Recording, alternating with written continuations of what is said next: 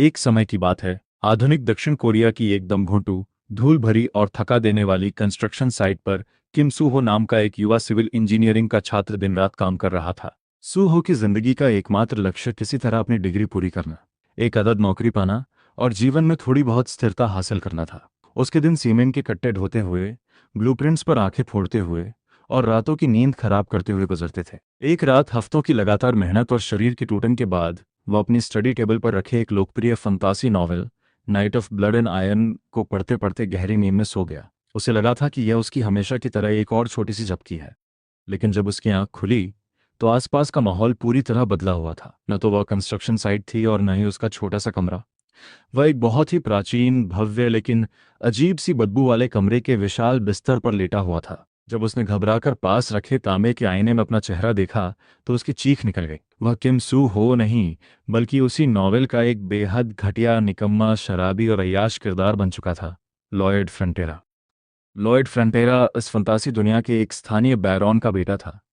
मूल नॉवेल की कहानी के अनुसार यह लॉयड कुछ ही पन्नों में शराब के नशे में अत्यधिक कर्ज के बोझ के तले दबकर मरने वाला था।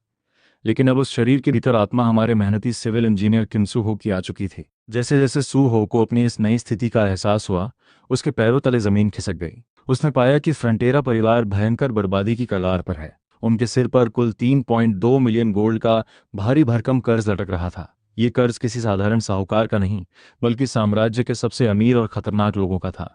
स्थिति यह थी कि अगर समय पर ब्याज या मूलधन नहीं चुकाया गया तो पूरा परिवार सड़क पर आ जाएगा, जागीर नीलाम जाएगी और वे सब के सब उम्र भर के लिए गुलाम बना लिए जाएंगे। ये जो बाहरी कंजूसी और आंतरिक परोपकार का विरोधाभास था, यही इस कहानी की सबसे बड़ी यूएसपी बन गया।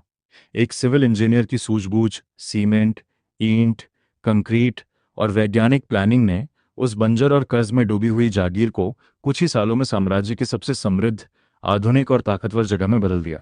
लॉयड के वे अजीबोगरीब मीन फेसेस, उसकी दिन रात पैसे कमाने की सनक, खावियर की अटूट निष्ठा और इंजीनियरिंग के एक से एक बढ़कर चमत्कार, इन सब ने मिलकर इस कहानी को सिर्फ एक साधारण मंगा नहीं, बल्कि आधुनिक फंतासी जगत का एक ऐसा मास्टरपीस बना दिया जो पढ़ने वालों को हंसा हंसा कर लोटपोट भी कर देता है और अंत तक बांधे भी रखता है। इस तरह हमारे हीरो किम सूहो ने अपनी पिछली जिंदगी के संघर्षों को इस फंतासी दुनिया में एक ऐसी सफलता की कहानी में बदल दिया जिसे इतिहास हमेशा याद रखेगा। इसके बाद लॉयड ने रेगिस्तानी इलाकों और बर्फ की कमी वाले क्षेत्रों के लिए एक और अद्भुत करिश्मा किया।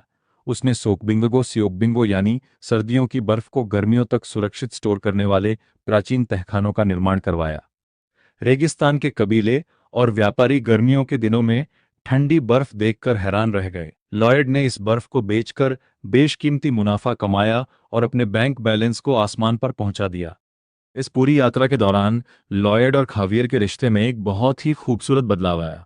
खावियर, जो पहले लॉयड को एक बोझ समझता था, अब उसकी हर मुसीबत में उसकी ढाल बनकर खड़ा हो जाता था। लॉयड मुंह से हमेशा यही कहता रहता था, खावियर, तुम मेरे सबसे अच्छे हथियार हो, तुम्हारा इस्तेमाल करके मुझे और पैसे कमाने हैं। लेकिन अंदर ही अंदर वह खावियर की इज्जत करता था और उसे अपना सबसे भरोसेमंद साथी मानता था। खावियर भी समझ चुका था कि लॉयड भले ही ऊपर से कितना भी मतलबी और कंजूसी का नाटक करे, लेकिन उसके हर कदम के पीछे उस जागीर के हजारों बेसहारा लोगों की भलाई छिपी होती थी।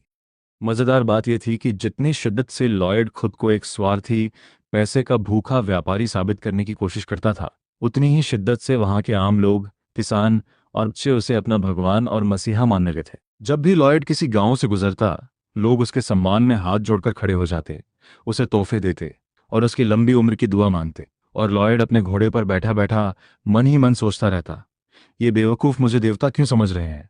अगर इनकी फसल अच्छी नहीं होगी तो मेरा टैक्स कौन चुकाएगा?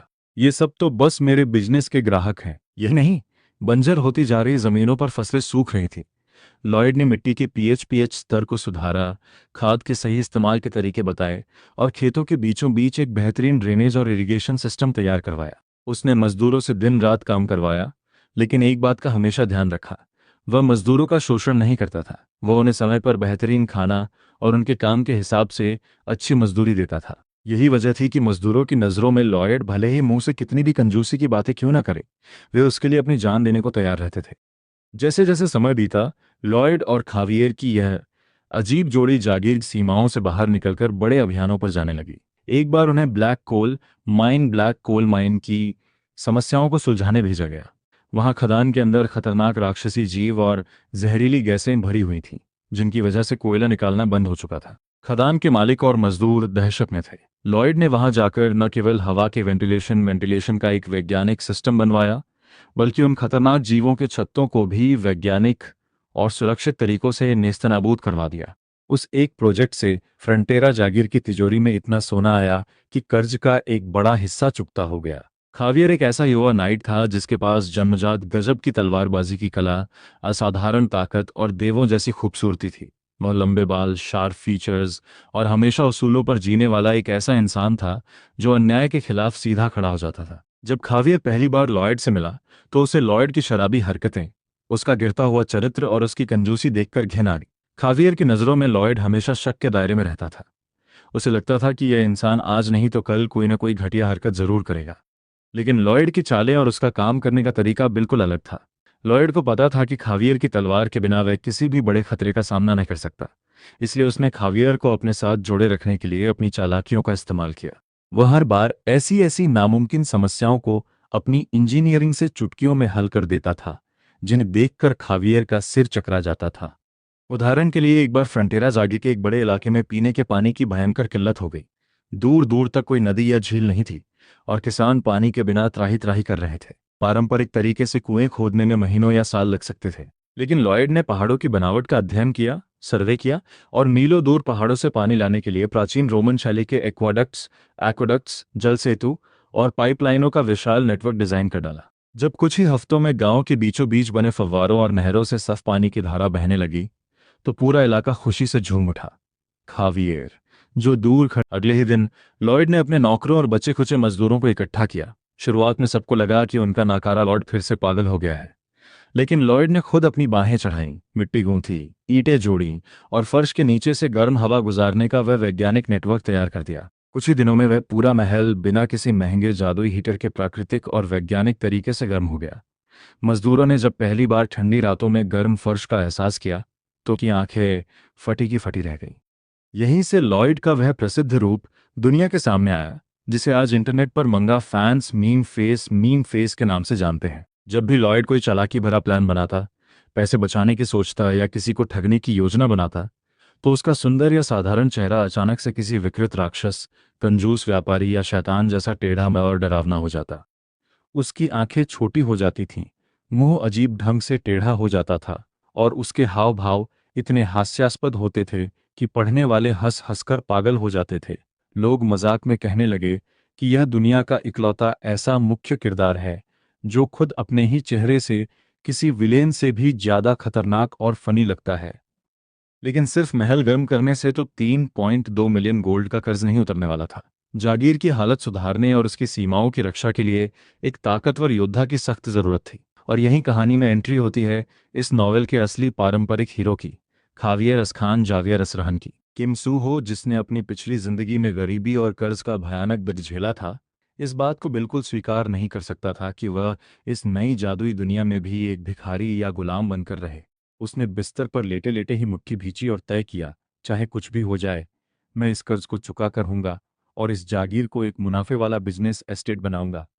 समस्या ये थी कि लॉयड के पास उस समय ना तो कोई जादुई शक्ति थी, न ही कोई महान तलवार और न ही परिवार की तिजोरी में एक फूटी कौड़ी।